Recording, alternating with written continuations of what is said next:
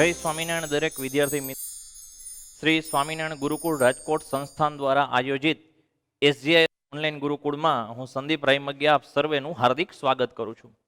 વિદ્યાર્થીઓ, ગયા લેક્ચરમાં આપણે જે છે ઉત્પાદનના સાધનો 4 જોયા હતા: જમીન, મૂડી, શ્રમ અને નિયોજક. જેમાં જમીનનો અર્થ અને લક્ષણો જોયા હતા. આજ આપણે બાકીના 3 મુદ્દાઓ મૂડી, શ્રમ અને નિયોજક એના અર્થ વિશેની માહિતી મેળવશું અને એના લક્ષણો વિશેની માહિતી મેળવશું. છોકરાઓ, લાસ્ટ ટાઈમ મેં જેમ ચર્ચા કરી હતી એમ કે ભાઈ મોસ્ટ આઈએમપી પ્રશ્નો છે આ, કે જેમાંથી કોઈ પણ એક સાધનનો અર્થ અને લક્ષણો 2 અથવા તો 3 માર્કને પૂછી શકે. તો હવે આપણે જે છે એ મૂડી કોણ ગણવી?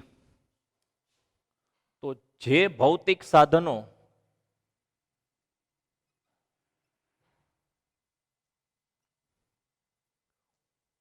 ઉત્પાદન કાર્યમાં મદદરૂપ બને છે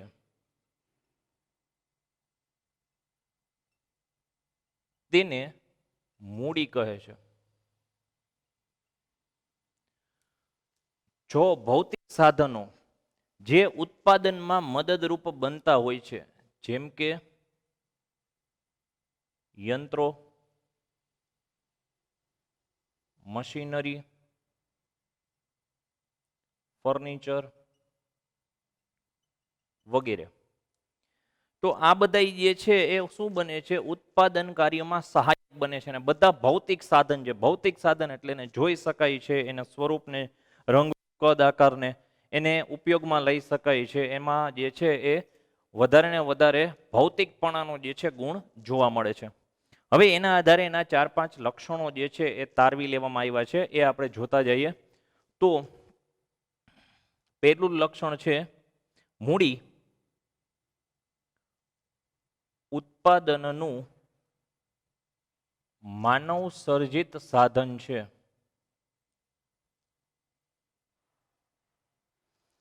હવે આપણે જોયું હતું જમીન કુદરતી સાધન છે, ઉત્પાદન કેવું છે? માનવ સર્જિત સાધન છે, એટલે કે વ્યક્તિ દ્વારા એનું સર્જન કરવામાં આવે છે. જોઈ શકીએ છીએ યંત્રો, પ્લાન્ટ, મશીનરી જે છે આ બધું કોણ તૈયાર કરે છે? વ્યક્તિ તૈયાર કરે છે, માનવી તૈયાર કરે છે. તો એ માનવ સર્જિત સાધન છે. મૂડીને વળતર સ્વરૂપે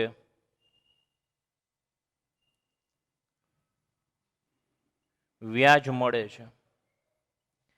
તો આના પાછળ જે કંઈ પણ આપણે રોકાણ કરીએ છીએ એ રોકડ સ્વરૂપે થશે, અને એ રોકડ સ્વરૂપે જે કંઈ પણ રોકાણ થાય છે એનું વળતર વ્યાજ હોય છે.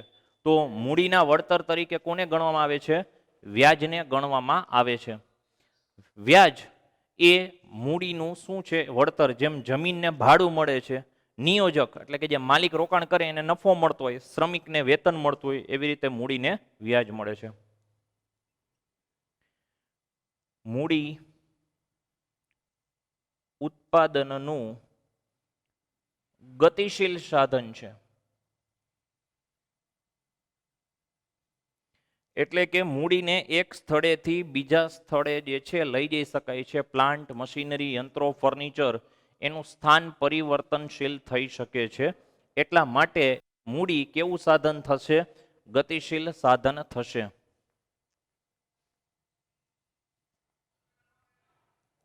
ઉત્પાદનનું નિર્જીવ સાધન છે. એટલે કે મૂડી શું કરવામાં આવે છે? ઉત્પાદન માટે એને નિર્જીવ ગણવામાં આવે છે. એમાં કોઈ જીવંત સાધન નથી. જોઈ શકીએ છીએ પ્લાન્ટ, યંત્રો, મશીનરી, ફર્નિચર આ તમામે તમામ જે છે એ કેવા સાધન છે? નિર્જીવ સાધન છે. એમાં કોઈ જીવંત તત્વ જોવા મળતું નથી. અને છેલ્લે મૂડી અછતવાળું સાધન છે. એટલે કે મૂડીમાં જે છે એ અછત જોવા મળે છે. ક્યાંક ને ક્યાંક એ જે છે મૂડી શું જોવા મળે છે? અછતયુક્ત. એટલે કે એની માંગ જે છે વધારે છે, પુરવઠો ઘટતો જાય છે. તો આવા સાધનને શું ગણવામાં આવે છે? અછતયુક્ત સાધન ગણવામાં આવે છે. હવે આ આખો મૂડીનો અર્થ તમને સેક્શન બી માં 1 માર્ક માટે પૂછી શકે, અને એના લક્ષણો 2 અથવા 3 માર્કમાં પૂછી શકે. જોઈએ આપણે મૂડી પછીનું બીજું સાધન જે છે એ શ્રમ છે. શ્રમ કોને કહે છે? તો કોઈ પણ વ્યક્તિ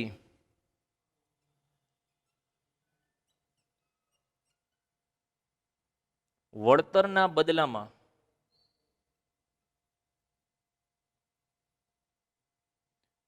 જે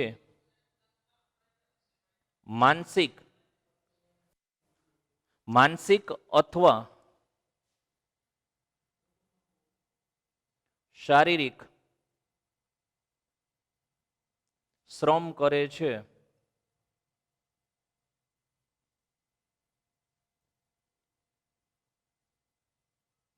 તે શ્રમ છે, અથવા શારીરિક કાર્ય કરે છે તેમ પણ કહી શકાશે, તેને શ્રમ કહે છે. તો બેમાંથી કોઈ પણ શબ્દ મૂકી શકાશે. હવે આપણે જોયું કે ભાઈ જ્યારે કોઈને ઉત્પાદન શરૂ કરવું હશે તો એ પહેલા જમીનની ખરીદી કરશે, જમીન ઉપર જે મકાન બાંધશે, પ્લાન્ટ, યંત્ર, મશીનરી, ફર્નિચર વગેરે લગાડશે, એને આપણે મૂડી કહેશું. તો આપણે જમીનના લક્ષણો જોયા હતા, મૂડી જોઈતી. હવે આ જે મશીનરી યંત્રો લગાડેલા છે એના ઉપર કામ કરનાર વ્યક્તિ અને એની સાથે જે હિસાબની સુપરવાઇઝર અધિકારીઓ આ બધા જોડાઈ જાય છે, એ જે કાર્ય કરે છે એને આપણે શ્રમ કહેશું. તો ત્રીજા ક્રમે શ્રમ છે. વ્યક્તિ કાં તો માનસિક શ્રમ કરશે ને કાં તો શારીરિક. જે હિસાબ લખે છે, જે કહેવાય વિભાગને સંભાળે છે, એનું આયોજન કરે છે, એ બધા માનસિક શ્રમ કરે છે. અધિકારીઓ છે, સંચાલકો છે. નીચે તળ સપાટીમાં જે બોજનું વહન કરે છે, જે બોક્સ તૈયાર થયેલા કે માલસામાન એક સ્થળેથી બીજા સ્થળે મૂકે છે, એ શારીરિક શ્રમ કરે છે. તો આપણે એવા શ્રમના લક્ષણો જે છે એ જોવાના છે. તો પ્રથમ લક્ષણ આવશે શ્રમને વળતર સ્વરૂપમાં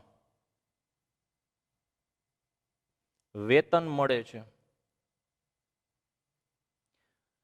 એટલે કે શ્રમિકો જે શ્રમિક કાર્ય કરે છે એના બદલામાં એને વેતન એટલે કે પગાર મળશે. તો અહીંયા શ્રમને વળતર સ્વરૂપમાં શું મળશે? વેતન મળે છે. આ એનું પહેલું લક્ષણ છે. આપણે દરેકમાં જોયું હતું, જેમ કે અહીંયા વળતર સ્વરૂપમાં શું મળતું હોય છે? એમને વ્યાજ મળે છે. કોને? મૂડીને. તો શ્રમિકને બદલામાં મળશે પગાર એટલે કે વેતન મળશે. શ્રમ માનસિક અથવા શારીરિક જોવા મળે છે.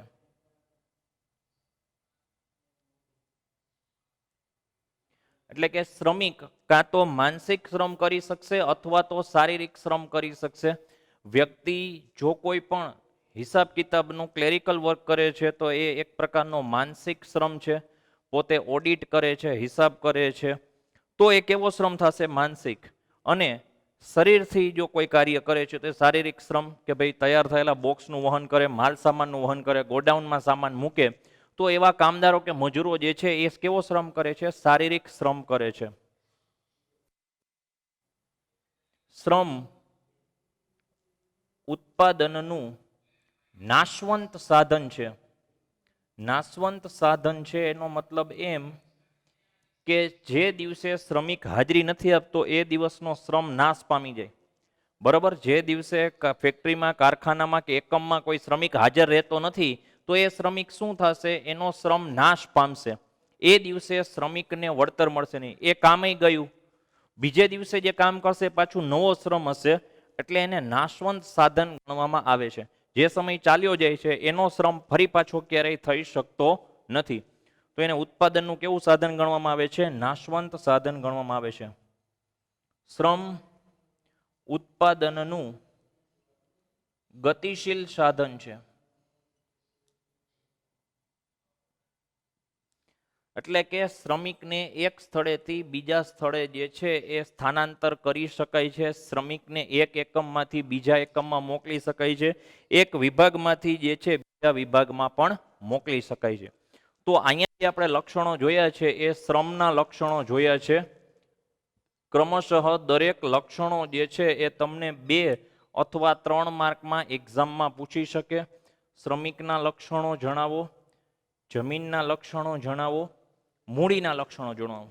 હવે છેલ્લા સ્ટેપમાં આપણે જે છે એ નિયોજકના લક્ષણો જે છે એ જણાવવાના છે. તો નિયોજકને કહે છે ઉત્પાદનના દરેક સાધનો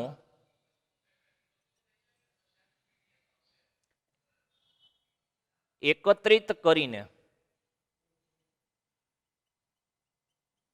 જો ઉત્પાદનના દરેક સાધન એટલે જમીન, મૂડી ને શ્રમ, આ ત્રણેયને જે છે એકત્રિત કરે છે અને ઉત્પાદન પ્રવૃત્તિ હાથ ધરે છે.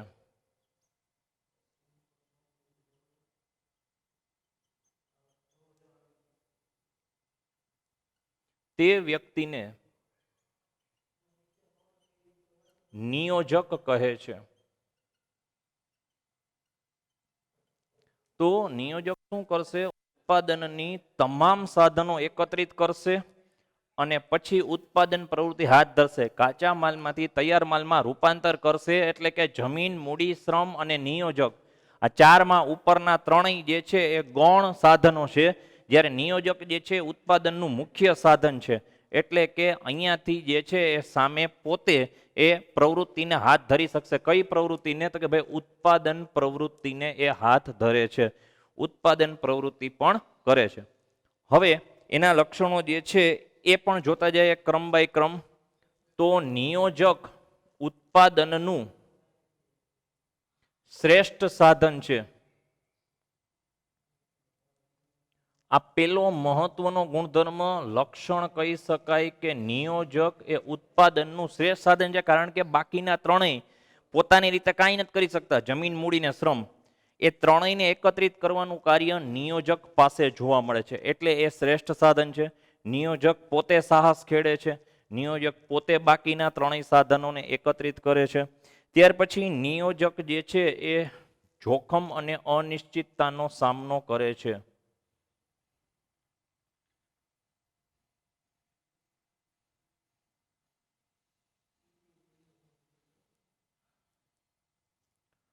જો આ ત્રણેય જે છે જમીન, મૂડી, શ્રમ, એનું વળતર નિશ્ચિત છે ને જોખમ ઓછું છે. શું કામ? એને કે ભાઈ પોતે કાંઈ પણ રિસ્ક લેતા નથી. જમીનને ભાડું મળી જશે, મૂડીને વ્યાજ મળી જશે ને શ્રમિકોને વેતન મળશે. સૌથી છેલ્લે વળતર વધશે તો નિયોજકને નફો મળશે. સૌથી વધારે જોખમ રહેલું છે નિયોજકને. તમામ પ્રકારનું એ મૂડી રોકાણ પણ કરે છે અને સાથે સાથે એ કાર્યને પણ ધ્યાનમાં લે છે. ત્રીજા ક્રમે નિયોજકને વળતર સ્વરૂપમાં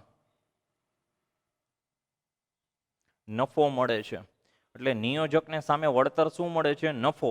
પણ સૌથી છેલ્લે એને આ નફો મળે છે એકમમાં બધાને વહેંચણી થઈ ગયા પછી. એટલે કે જમીનને જે છે ભાડું વેચાઈ જાય, મૂડીને જે છે વ્યાજ દેવાઈ જાય ને શ્રમિકને વેતન દેવાઈ જાય, તમામ ખર્ચા પૂર્ણ થાય પછી જો વળતર મળે તો એને નફા સ્વરૂપમાં મળે છે. નિયોજકને મળતું વળતર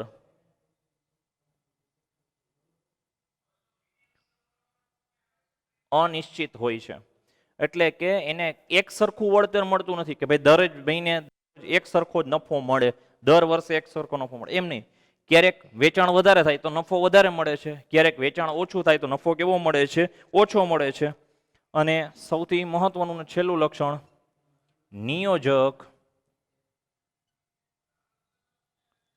ઉત્પાદનનું જીવંત સાધન છે. તો અહીંયા શ્રમ નાશવંત છે, મૂડી અને જમીન બે જે છે નિર્જીવ સાધન છે, જ્યારે નિયોજક એટલે કે માલિક એ ઉત્પાદનનું જીવંત સાધન છે. અહીંયા આપણા પ્રશ્નની ચર્ચા પૂર્ણ કરશું. વિશેષ ચર્ચાઓ જે છે આપણે આગળના લેક્ચરમાં લેશું. ત્યાં સુધી દરેક વિદ્યાર્થીઓને જય સ્વામિનારાયણ.